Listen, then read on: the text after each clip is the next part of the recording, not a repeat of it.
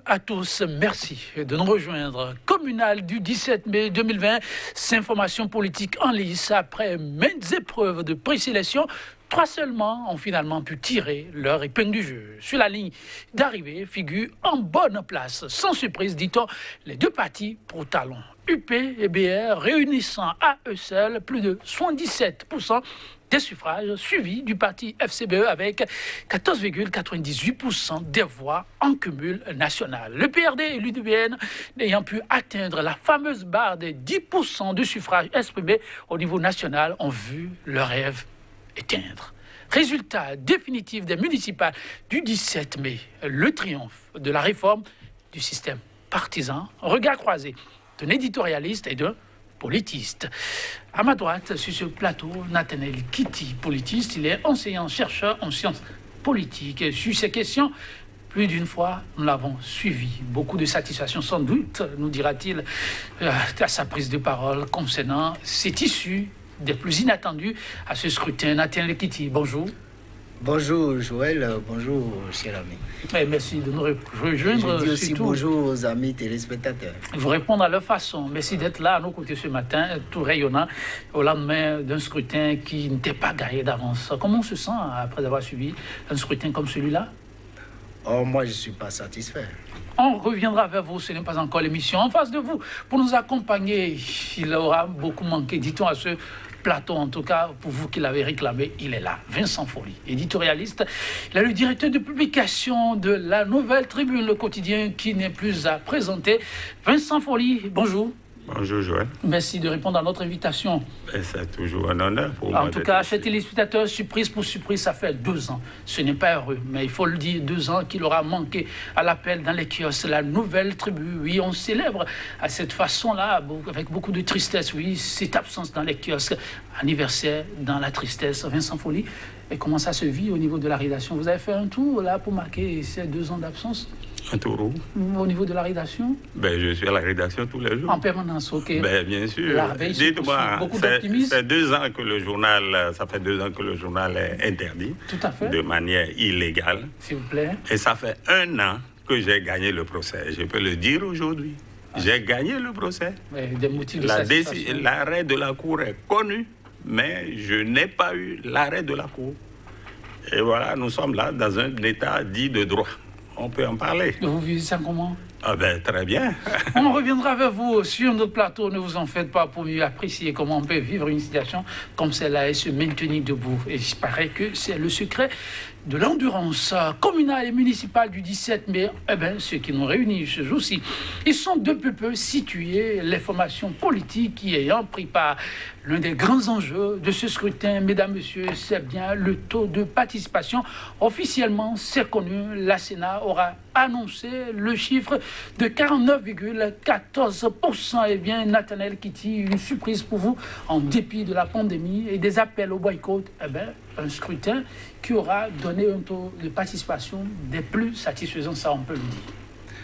Non, ça ne doit pas être une surprise, parce que les enjeux locaux sont différents des enjeux nationaux. C'est ça. Oui, étant donné que à la base, les raisons pour lesquelles les électeurs se mobilisent ne sont pas les mêmes que celles pour lesquelles ils se mobilisent pour élire le président de la République et les députés. Vous avez dans certains milieux des électeurs qui sont attachés à certains candidats, quand bien même qu'ils sont sur les listes de la mouvance présidentielle. Et par conséquent, ils n'ont pas hésité à aller voter pour ces candidats-là. Il y a cet élément qui est indispensable. Maintenant, dans le taux de participation, il y a aussi les disparités qu'il faut signaler. Et ce taux n'est pas le même sur toute l'étendue du territoire national.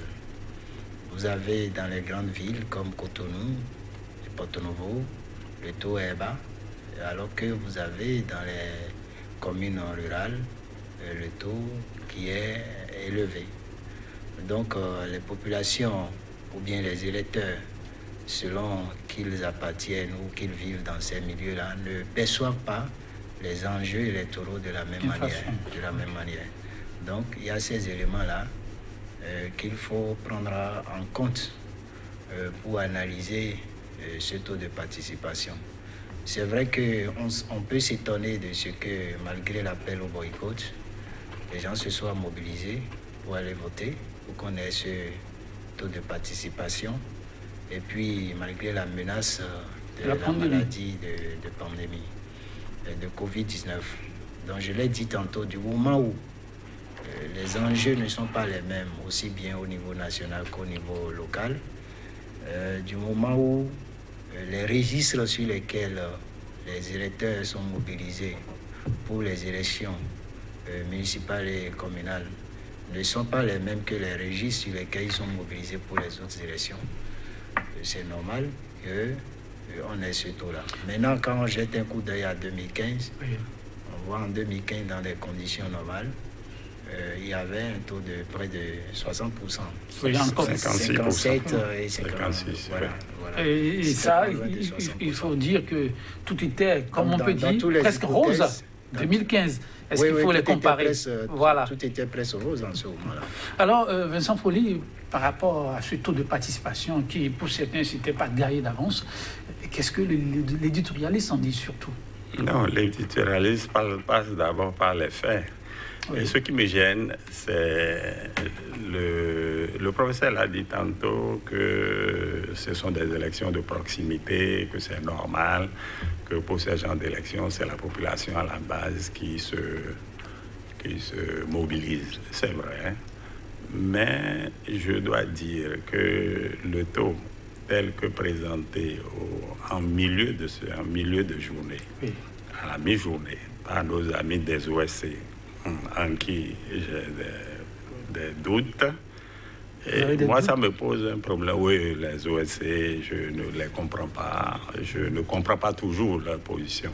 Vous êtes parmi eux, donc je m'en excuse. Pas tous les OSC. Non, je m'en excuse. Il y a des OSC qui ont des positions tout à fait bizarroïdes, pour ne pas dire plus. et donc, ils ont dit 11% en milieu de la journée. Et j'ai attendu jusqu'à la fin de la journée. Et puis, ils n'ont plus rien dit. Ouais. Et il fallait attendre la fin de leur communiqué pour remarquer quoi? Ils ont surveillé, ils ont fait le monitoring de 360 postes. C'est ça qu'ils ont dit. Tout à fait. Sur des milliers de bureaux de vote. Oui. Donc, il fallait être prudent. C'est eux qui ont avancé même le chiffre de 56% en fin de journée. Je me dis, mais d'où ils tiennent ça? Donc, si la Sénat est venue annoncer ce qu'elle a annoncé après, bon, moi, je suis surpris. Que c'était une voie comme tracée à la Sénat. Oh, ben, je ne dis pas autre chose. Non, mais ce n'est pas moi qui vais procéder à vous qui l'avez dit. De toutes les façons, moi, je n'ai pas confiance. Je n'ai pas confiance aux OSC parce qu'ils sont là.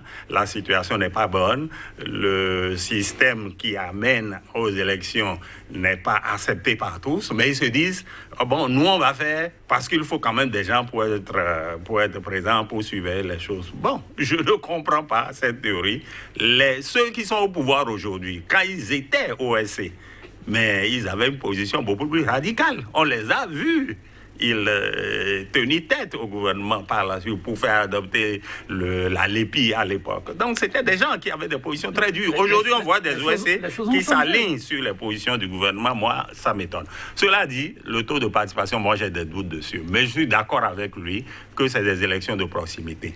Et je veux insister sur le fait que le pays n'est pas, en matière de densité, le pays n'est pas peuplé de la même façon. Au nord, vous avez vu, un électeur peut se faire élire peut devenir conseiller d'arrondissement avec 1000 voix. Mais il en faut plus. Dans l'Ouémé, par exemple, l'une des régions les plus peuplées. Dans le Koufo, par exemple, ou dans le Mono. Donc, moi, ça me pose problème. La diversité de la densité devrait faire infléchir. Et puis, ils n'ont pas tout surveillé, nos amis des OSC.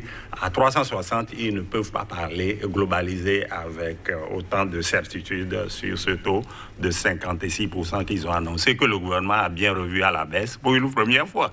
Parce que la dernière fois, le taux des législatives était plus élevé.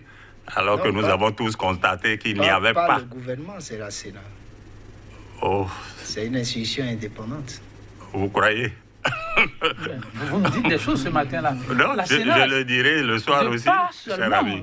Pas seulement. Elle n'est pas autonome. Elle n'est pas autonome, la Sénat. Non, elle n'est pas autonome. Non, ce n'est pas ce qu'on a choisi. Ce n'est pas la Sénat là que nous avons voulu créer. Une Sénat vraiment autonome, indépendante de tout pouvoir politique, de toutes les institutions. Cette Sénat, moi j'ai des doutes sur cette Sénat.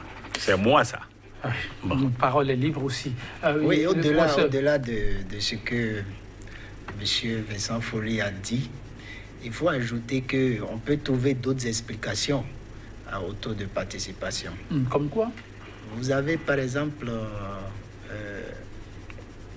les approches psychosociologiques, écologiques et économiques qui expliquent le comportement des électeurs. C'est-à-dire que vous avez des électeurs qui sont attachés à leur parti politique.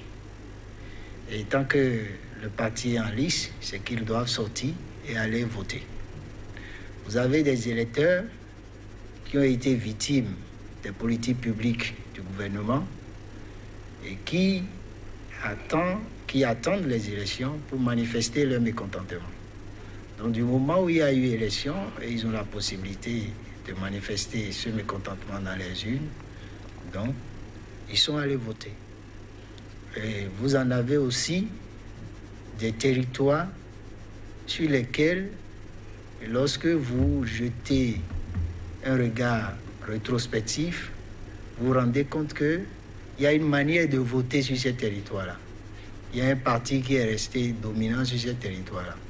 De telle manière que cette domination de ce parti a créé un attachement au niveau des militants, au niveau de certains électeurs.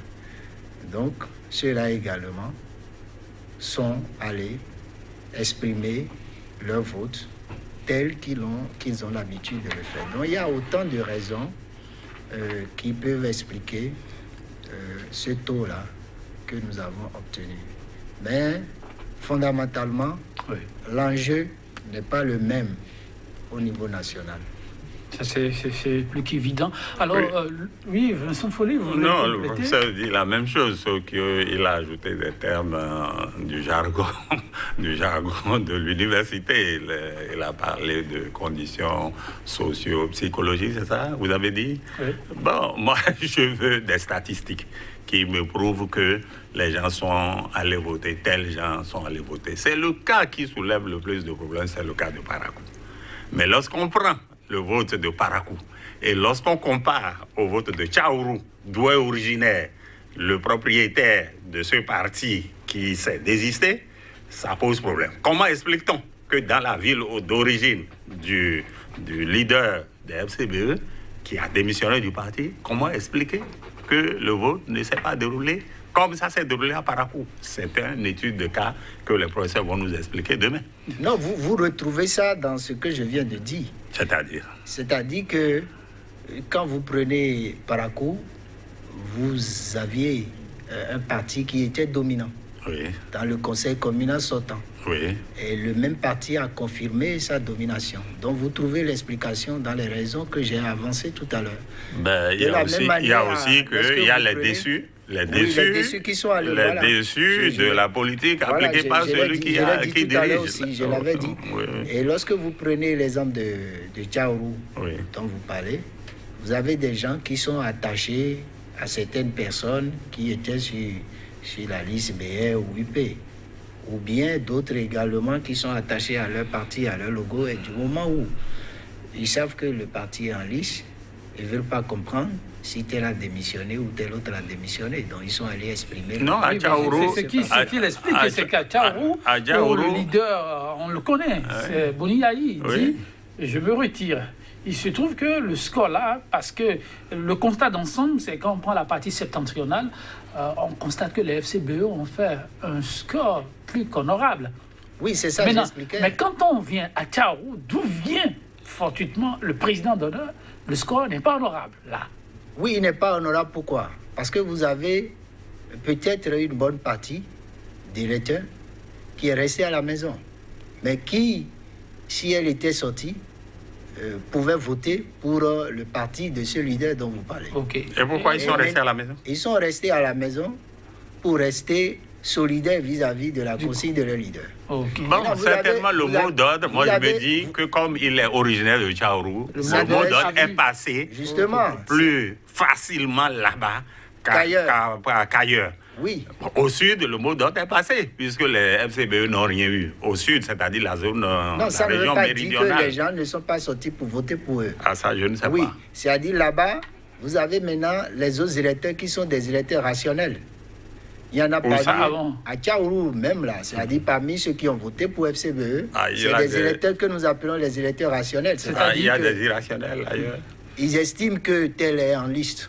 Ok, ce n'est pas une question forcément d'un leader. Ce n'est pas une question d'un leader. Beaucoup plus d'un fils, du moment où la personne qui est en liste est proche, il faut qu'ils aillent voter pour lui. C'est ainsi que vous allez voir le score de BR, par exemple, le score de UP dans cette même commune. Ça ne veut pas dire que nécessairement c'est une validation de la mouvance. Non, pas du tout. Parce que les enjeux... Oui, pas du tout. Les enjeux n'étant pas les mêmes, on verra maintenant pour mieux apprécier lorsque peut-être le président Patrice Talon sera candidat pour sa réélection. On y revient. Il fera face à un autre candidat de l'opposition. C'est en ce moment peut-être qu'on pourra confirmer ou infirmer les hypothèses d'aujourd'hui. En tout cas, pour ces élections, beaucoup ont retenu également le souffle pour voir ces formations qui parviendront atteindre la fameuse barre de 10% à obtenir au plan national pour pouvoir s'adjuger des sièges. À l'arrivée, il n'y a eu que 3 formations.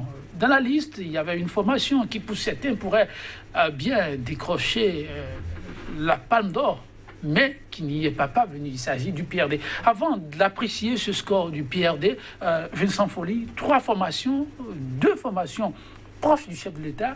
La 3e formation, elle est celle qui se réclame être la seule formation de l'opposition en liste. Est-ce qu'elle est encore de l'opposition? Vous êtes là pour apprécier le chroniqueur. Oui, je ne crois pas que la FCBE soit de l'opposition. C'est ce que certains appelaient un parti chauve-souris. Bon, j'essaie d'imaginer ce que c'est. Les chauves-souris sortent la nuit.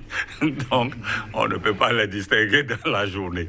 Cela dit, et les 2 partis qui sont sortis, c'est sans surprise. Nous ne sommes plus dans un régime, j'allais dire, démocratique, ça tout le monde le sait. Et ceux qui sont partisans du pouvoir disent que c'est un régime, ils acceptent le terme autoritaire. Mais nous autres, nous qualifions ce régime de régime autocratique. Parce que c'est un pouvoir presque personnel qui est là. C'est un homme qui dicte sa loi à toute la population. Il a dit qu'il y aura 2 blocs. Et les 2 blocs ont été créés. Et il est allé aux élections législatives avec les 2 blocs.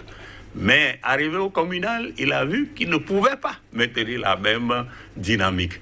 Donc, il a créé de toutes pièces cette opposition. Il l'a créée en faisant donner le récépissé. Vous pouvez vous expliquer, parce que les FCBE existent.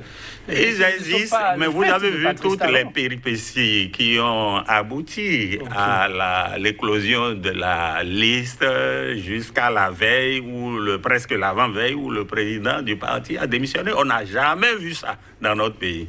Donc, les FCBE qui ont été reconnus sont un parti tout à fait chauve-souris, c'est-à-dire qu'on ne voit pas bien dans la journée, qui se voit dans la nuit. Mais c'est un parti, on ne sait pas de quel côté il se situe aujourd'hui. Et il y a un problème de leadership à la tête de ce parti aujourd'hui, avec les résultats qu'ils viennent d'obtenir.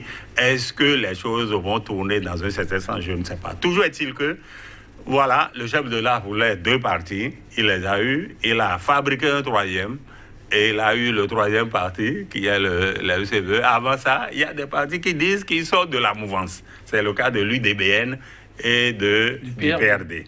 Mais ces gens auraient dû savoir qu'ils ne pouvaient pas, avant les 2 partis, UDBN et PRD, auraient dû savoir qu'ils ne pouvaient pas avoir les 10%. Ils vont à un scrutin. Ils vont au scrutin. D'abord, un scrutin qui est d'abord un scrutin de proximité. La loi dit qu'il faut avoir des candidatures dans les 77 communes.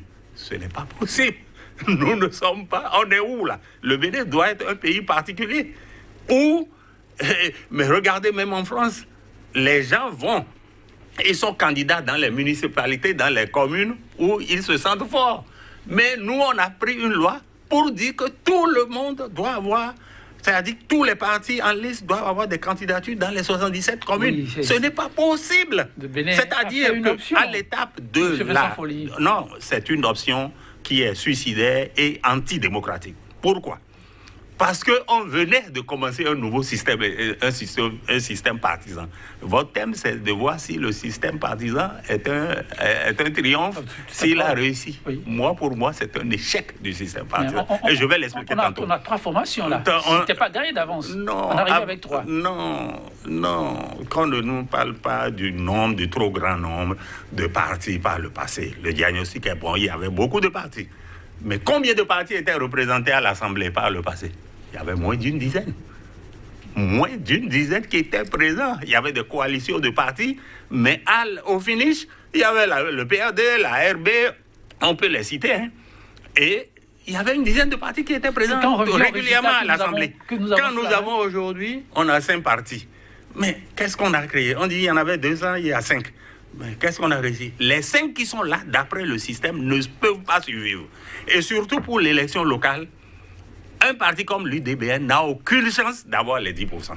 Le PRD, qui avait la possibilité, parce qu'il avait des représentants au nord et presque dans d'autres départements, il pensait qu'il pouvait avoir facilement les 10%. Mais mal lui en a pris. Parce qu'aujourd'hui, le PRD n'est plus le PRD d'avant. Le PRD des années 90, c'est terminé ça. Donc, la représentation du PRD, c'est local, c'est Porto-Novo et ses environs. La vallée est occupée par des gens qui l'ont quitté. Je vais parler des députés transfuges du PRD qui sont maintenant à l'UP. Et donc, il y a beaucoup de transfuges au PRD. Donc, le PRD ne pouvait pas avoir les 10%. Or, son leader a donné sa caution à ces 10%. Et c'est vrai qu'il a dit que la loi a été votée après son départ. C'est vrai.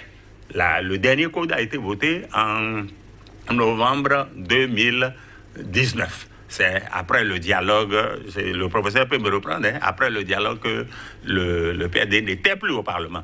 Mais la question des 10% était déjà agitée depuis longtemps et les gens n'ont fait qu'appliquer. Cela dit, un parti comme l'UDBN n'avait aucune chance. Donc les 2 partis qui pouvaient avoir la chance d'avoir les 10%, ce sont les 2 partis du chef de l'État.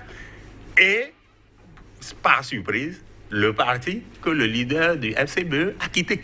C'est ça la grande surprise de ces élections. Sinon, ce n'était pas donné. On revient à cette surprise, à la toute grande surprise de l'élection, oui, par rapport au tableau qui s'affiche à l'arrivée.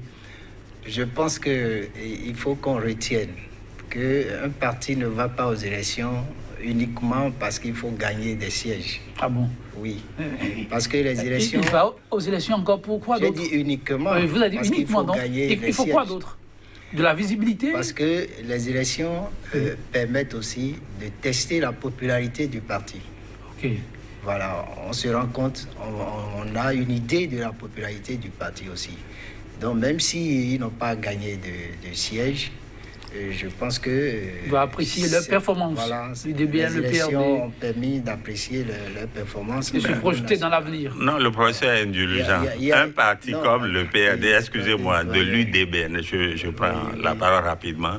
L'UDBN, son leader, on la connaît, c'est Mme Prudencio. Oui. Elle gagne des voix où? C'est à Godomé. La question n'est pas là, doyen. Le problème qui se pose, c'est que on n'a pas de militants seulement dans son fief.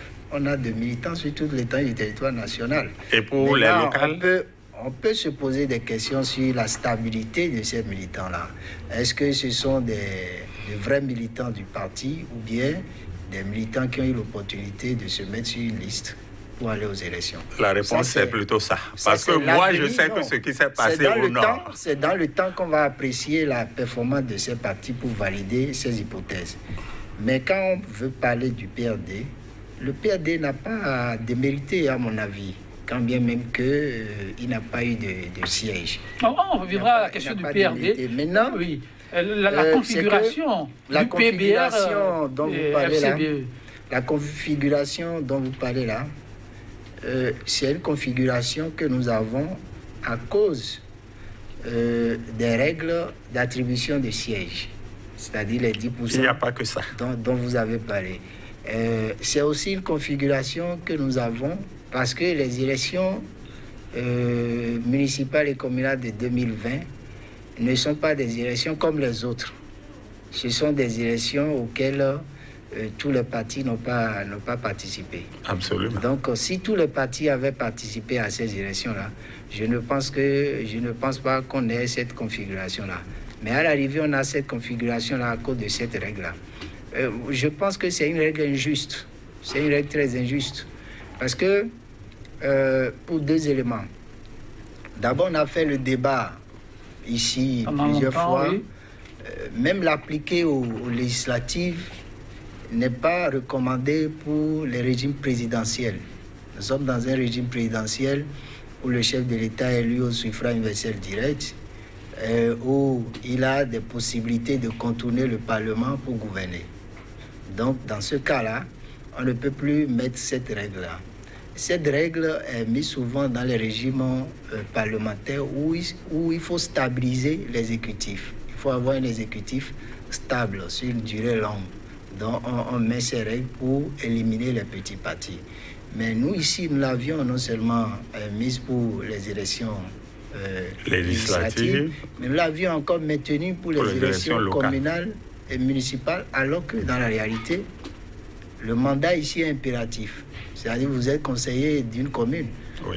Vous n'êtes pas conseiller de Cotonou, conseiller de Boukoumbe à la fois. Vous êtes conseiller de Cotonou. Au lendemain de ces élections, pensez-vous qu'il faille maintenir on ne peut pas chercher baromètre-là ou à nationaliser les mentalités de manière forcée. Donc, la conclusion? Je pense qu'à l'avenir, il faut éliminer cette règle-là. La FCBE, comme grosse surprise pour ces communales, vous partagez l'avis? C'est pas une surprise. C'est pas une surprise pour moi. Les résultats de la FCBE, pour deux raisons. Quand vous prenez les élections passées, c'est-à-dire pas celles de 2019, ni de 2020, les élections de 2015, de 2016, vous voyez déjà que c'était un parti qui était vraiment structuré. Et maintenant, c'est vrai que le chef de l'État, avec ces deux mouvances, a désorganisé le parti en recrutant un certain nombre de ses militants, de ses leaders. Mais c'est aussi vrai que le parti a réussi dans un environnement opportuniste à se refaire, à se replanter. Donc, ce qui fait que nous avons eu ce résultat pour ce parti. Étant donné que la lecture du résultat n'est pas à lire seulement en tenant compte des militants du parti, mais aussi de la situation dans laquelle les élections se sont déroulées. Vous avez un certain nombre de considérations qui ont guidé les électeurs à aller voter. Donc celui qui, par exemple, que j'avais rappelé tout à l'heure, donc on ne peut pas lire les résultats des FCBE en tant que résultats des FCBE uniquement, mais on va lire les résultats des FCBE dans une situation globale où on a un certain nombre de paramètres qui ont milité en faveur de ces Monsieur Vincent Follier, oui, la FCBE, grosse surprise des communales, vous en dites quoi? Oui, c'est une surprise parce que c'est un parti qui a été divisé. Divisé par qui, ça, tout le monde pourra répondre. Voilà un parti qui aurait pu participer aux élections législatives. Et on n'aurait pas eu la configuration qu'on a aujourd'hui à l'Assemblée. Alors, si ce parti avait été aux législatives, dans les conditions normales, comme les deux blocs du chef de l'État, on n'aurait pas eu la configuration de l'Assemblée. C'est en prévision de ça qu'on leur a refusé le récépissé.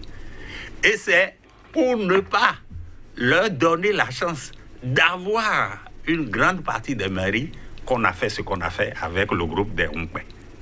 C'est-à-dire, on a donné le récépissé qui a fait l'objet de beaucoup de tractations. Tout le monde a suivi comment le leader est rentré de voyage et a cherché à réconcilier le groupe. Il y avait une volonté de réconcilier, mais il y avait de l'autre côté une volonté d'échapper au leader. Et à la fin, le leader s'est retiré. Donc, le résultat que les FCBE ont eu, pour moi, c'est une surprise. Parce que je me suis dit, du moment où Yahi s'est retiré, et donc ce sera difficile pour eux d'avoir quelque chose. Alors, on est surpris qu'à Parakou, ils aient fait ça. À Kandi, ils ont eu la majorité absolue. 18, je crois, si mes souvenirs sont bons. À Kopargo, ils ont gagné. À Bembereke, ils ont gagné. Il leur fallait simplement quelques autres trucs. Et il doit y avoir un petit regret de la part des leaders des FCBE de dire, mais Yahi, ce serait-tu? Peut-être qu'ils auraient eu un meilleur résultat. Mais c'est ça que les tenants du pouvoir savaient en faisant ce qu'ils ont fait. Parce que les FCBE aujourd'hui, le résultat qu'ils ont, c'est lié au rejet de la politique du gouvernement, beaucoup plus qu'à l'attachement à un parti dont le leader n'est plus, comment on peut dire, candidat à quoi que ce soit. Moi, je crois qu'il y a un effet Yahi qui a joué, oui, mais il y a un effet talent aussi, c'est-à-dire la gestion du pouvoir actuel a poussé des gens à voter pour l'opposition ou ce qui représentait l'opposition. Dans les localités, surtout du septentrion. Pas nécessairement là-bas, même ici au sud ici. Au sud, quelle localité a gagné? Non, même s'ils n'ont pas gagné, ils ont eu de voix. Ce n'est pas nécessairement les sièges qui importent. Mais je suis d'accord. Je l'avais dit tout à l'heure. Je suis d'accord. Ce ne sont pas les sièges seuls, ce sont les voix aussi. Ouais. Mais au-delà de ça, c'est la confirmation qu'un parti, ce n'est pas le leader charismatique seul. C'est aussi l'ensemble des petits leaders qui se trouvent dans les villages, dans les arrondissements, qui ont besoin de se faire valoir. Je suis tout à fait d'accord. Et c'est peut-être ça qui a joué. Oui, c'est en ces termes qu'il faut comprendre un parti. Oui. Le parti ne doit pas être limité seulement aux leaders charismatiques. C'est aussi l'ensemble des militants, c'est aussi l'ensemble de toutes les personnalités. Et il ne faut pas y voir, le caractère plus que bienvenu du système partisan, la réforme du système partisan, qui était justement d'amener les gens à aller au-delà des fixations de personnes. Non, c'est partout, partout dans le monde, même en Occident. Vous voyez quand Barack Obama a pris position en faveur de Joe Biden, vous avez que sa cote de popularité a grimpé. C'est partout. Ainsi, en France, aux élections passées, lorsque Giscard d'Estaing avait dit qu'il soutenait Macron, vous voyez, ça a grimpé. Donc, les personnalités politiques charismatiques ont toujours leur mot à dire dans des situations politiques déterminées. Donc, ce n'est pas ici seul. Mais on ne peut pas dire que la réforme du système partisan a fonctionné. On ne peut pas le dire. On ne peut pas le dire. Pourquoi? Pour trois raisons. D'abord, cette réforme du système partisan n'a pas permis à tous les partis d'aller aux élections. Absolument. Donc, elle a exclu les partis. Oui. Donc, ce n'est pas une victoire. Une réforme, quand on parle de la consolidation, j'ai suivi un conseiller du chef de l'État sur RFI qui disait oui, c'est la consolidation démocratique parce que quelqu'un était intervenu pour dire que les élections telles que c'est passé là, voilà, c'était un échec. Non, quand on parle de la consolidation démocratique, ça doit être en termes de progrès et non en termes de recul. Oui. Alors que le système partisan a permis d'empêcher des partis politiques à participer aux élections. Le second point Deuxième point, c'est que même ceux qui ont participé, le système partisan, tel que c'est conçu, a permis d'éliminer encore certains de ceux qui ont participé à l'attribution de sièges. Et par la règle des 10%. Et par la règle des 10%. C'est toujours le système partisan. Oui. Et le troisième élément maintenant, c'est que le taux de participation n'est pas un taux de participation qui légitime le système partisan. Parce que si le taux de participation devrait légitimer le système partisan, on aurait 60%, on aurait 70%. En tout cas, au-delà de 50%. Et donc, on a vu. Pour ces trois raisons, moi, je soutiens que ce système partisan n'est pas applaudi. Donc la réforme mérite d'être réformée. Si on peut le dire ainsi, mais nécessairement, on doit faire le bilan, tirer des leçons de ce qui s'est passé. Et on ne peut aller dans une consolidation démocratique que lorsque le système des partisans fait un progrès par rapport à ce qui était. Et ils travailleront ils sont à l'écoute, oui, monsieur. Non, pour moi, le système est un échec patent. L'échec patent, parce que qu'est-ce que nous avons sur comment on appelle là, dans le paysage, oui. On a deux partis. Et ces deux partis ne regroupent pas l'ensemble des populations, ne regroupent pas l'ensemble de la classe politique. On voit qu'il y a un groupe ou des groupes qui ont été exclus. Nous avons l'USL qui n'a pas eu sa place. Nous avons eu les RE et bien d'autres. La RB a complètement disparu, mais d'autres partis auraient pu prétendre à s'y inclure, mais le chef de l'État a dit non. Il n'y a pas de... Surtout la loi la plus dure, c'est celle qui dit qu'il n'y aura pas de coalition. Or, regardez bien les deux blocs. C'est une coalition des partis hétéroclites que nous avions à l'intérieur de nos pays, et de notre pays, j'allais dire. Si moi, je compare les deux blocs à ce qu'il y avait avant, sous Kérékou, sous Yahi et même sous la RB du président Soglo. Autour du président se forme toujours, depuis Soglo, un parti qui regroupe la plus grande partie de ceux qui soutiennent l'action gouvernementale. Qu'on appelle la coalition de gestion du pouvoir. Voilà. On a vu ça dans le cas de la RB. Et lorsque les positionnements arrivent au niveau des positionnements aux législatives, par exemple, tout le monde ne peut pas trouver sa place. On voit toujours un groupe qui dit « Moi, je vais aller aux élections, mais je soutiens toujours l'action du gouvernement. » On l'a vu sous Soglo. On l'a vu sous Yahi avec le FCBE. Il y a d'autres groupes qui n'ont pas pu se faire positionner pour les législatives, par exemple, et ils ont dit « Non, nous, on crée un groupe, mais on soutient toujours le chef de l'État. » On l'a vu surtout à l'UBF. Et c'est à l'UBF, sous Kérékou, qu'on a vu des groupes se former. Certains se sont regroupés derrière Bruno Amoussou, d'autres ont dit que non, ils sont à part. Et ils vont aux élections. L'intelligence de celui qui est venu au pouvoir actuel, c'est de dire, je crée deux blocs. Alors, ceux qui ne se reconnaissaient pas dans l'UBF, dans les anciennes coalitions du pouvoir, se sont regroupés dans le second. Et donc, aujourd'hui, moi je dis les blocs UP et BR, c'est l'UBF d'antan. C'est FCBE d'antan. C'est RB d'antan qui s'éclatait au gré des positionnements aux législatives. Le professeur pourra me vérifier ça. Donc ce ne sont pas encore des coalitions solides. La preuve, nous sommes à 1 an des élections présidentielles. Je ne vois pas quel est le leader du bloc, des deux blocs, qui dit « moi je suis candidat ». Or ailleurs, c'est quelque chose qui est justement de ces élections, c'est aussi ça, la présidentielle de 2021. Et ce sont les maires qui, entre autres, pourront porter de potentiels candidats. Mais là, il va falloir avoir et atteindre la barre des 16 maires. Et là-dessus, en dehors des deux formations accompagnant le chef de l'État, eh bien, la FCBE, en dépit de leur percée, ne sont pas parvenus à engranger un effectif allant jusqu'à obtenir 16 maires.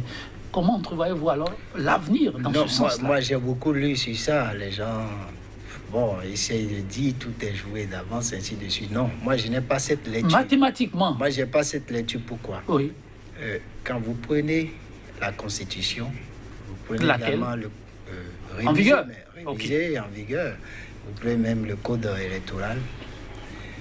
Le parrainage n'est pas fermé. Ce n'est pas un parrainage qui est réservé uniquement aux candidats des partis qui sont représentés à l'Assemblée nationale ou dans les assemblées locales. Non, c'est un parrainage ouvert et où 16 maires, 16 députés ou 16 maires et députés. C'est ouvert. Donc, tout candidat peut aller solliciter aussi bien le parrainage des maires élus que celui des députés. Tout à fait. La belle raison, c'est que le chef de l'État lui-même, à ma connaissance, n'appartient à aucun des deux blocs. À ma connaissance. C'est ça. Je peux me tromper. Il a deux frères siamois. Voilà, à ma connaissance. Deux fils donc siamois. Lui-même, s'il doit être candidat à la réélection, il a sollicité le parrainage des maires ou des députés qui est d'office ou des maires et députés. Donc, un maire ou un député peut refuser de le lui accorder. Maintenant, au-delà de ça... Refuser de le lui accorder? Oui, bien sûr. Vous êtes sérieux, là? Mais la loi est claire. Au-delà de ça, l'élection présidentielle, ce n'est pas un scrutin de liste. C'est un scrutin uninominal. Uninominal. Donc, il y a cela qui est important à savoir. Donc, tout citoyen qui remplit les conditions de l'article 44, je crois, de la Constitution, peut être candidat. Il n'a pas besoin d'être positionné par un parti politique avant d'être candidat. Alors, donc, dans cette hypothèse-là, vous vous rendez compte que rien n'est joué d'avance, étant donné que le système de parrainage est un système de parrainage ouvert. C'est vrai qu'on peut être surpris qu'à l'avenir, il y ait une loi pour essayer de le rendre fermé. Monsieur Vincent, vous aussi, vous permettez le temps tire à sa fin que j'ai la vis-à-vis par rapport à cette réagir sur le parrainage. Tout à fait. Votre vis-à-vis le dire, le professeur, les jeux restent ouverts. Parce que la formation de l'opposition que vous qualifiez de chauve-souris n'est pas pu obtenir la barre qu'il faut. Non, ce n'est pas une barre qui est fermée. Personne n'a dit que les FCBE vont parrainer ou les maires FCBE vont parrainer. C'est nécessairement, c'est la compréhension que le grand public, l'opinion publique a eu au départ lorsqu'on a parlé. Ce qui n'est pas vrai. Ce qui n'est pas vrai. Ouais. En France, où le pays que nous connaissons le moins mal, c'est là-bas, un candidat de gauche ou bien un élu de gauche peut parrainer un élu d'extrême gauche, d'extrême droite, en disant, bon, écoutez, nous sommes une démocratie, c'est normal que... On reste dans le cadre béninois. Oui, c'est pour dire que le jeu est tellement ouvert que ceux qui pensent que c'est déjà plié, je crois qu'ils doivent se ravaler leur morgue. Parce que ce qui s'est passé à Parakou nous montre déjà que les choses se passent. Ce qui s'est passé, ce n'est pas simplement la victoire des FCBE, une victoire étriquée. C'est qu'il y a eu une lutte au sein de l'UP, des deux blocs. UP contre BR. Et on pourra le dire un jour, parce que la rivalité entre les deux, c'est ça qui a permis au FCBE. Dans le cas qu'on a... Un potentiel candidat de l'opposition, c'est possible pour 2021 ? Mais c'est tout à fait possible. Il ne peut pas, à moins qu'on prenne une loi pour limiter. Parce que le parrainage peut se faire de plusieurs façons. Au Sénégal, en Côte d'Ivoire, récemment, ils ont adopté le parrainage. Vincent Folli, permettez de vous poser cette petite question avant qu'on clôture. Oui, le PRD est définitivement mort ? Non, pas du tout. C'est une situation conjoncturelle pour le PRD. Parce que quand vous prenez ces résultats, vous vous rendez compte que le PRD a fait un bon score à Porto Novo, à Sémé, à Diara, même à Cotonou, ici dans la zone d'Apapa. Mais il a été victime de la règle d'attribution de sièges. Victime oui, le PRD a été victime de la règle d'attribution de sièges.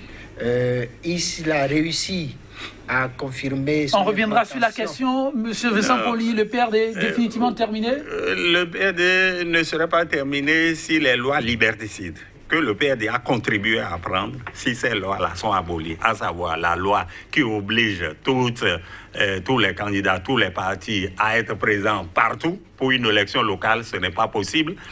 Et la loi des 10% qui l'a exclu. Je ne sais pas par quel miracle le PRD, sans son leader vieillissant, peut avoir l'aura qu'il avait eu dans les années 90. Je crois que le PRD... Votre conclusion sur l'émission du jour ? Sur l'émission du jour, le système partisan qui a été élaboré depuis 2 ans, c'est un système qui a montré ses limites. Il a complètement échoué. Il faut revoir toutes les lois liberticides qui ont été prises dans le cadre du code électoral et dans le cadre de la charte des partis pour libérer... Merci à vous. 15 secondes. Oui, monsieur Nathalie Kitty. Moi, je pense que le plus dur commence au PRD parce que... Ah, mais dis donc, il doit être du PRD. Non, je ne suis pas militant du PRD. C'est une conclusion. Il n'a plus de levier de pouvoir. Et quand on n'a plus de levier de pouvoir, il est difficile de maintenir... Merci à vous, monsieur Nathalie Kitty, d'avoir été des nôtres. Merci également à vous, monsieur Vincent Folli. Chers téléspectateurs, 100% Bénin pour le numéro du jour, ce sera tout. Je vous accompagne sur cette citation d'Abraham Lincoln lorsque vous pensez que alors vous avez tout perdu et que tout autour, on a comme l'impression que ça n'arrive qu'aux autres. Il dit, l'homme, mesdames, messieurs, l'homme qui s'habitue à voir les autres porter les chaînes de l'esclavage sans rien dire, c'est qu'il accepte lui-même un jour de les porter. Et ça va être bien triste pour lui car il n'y aura plus personne pour venir à son secours.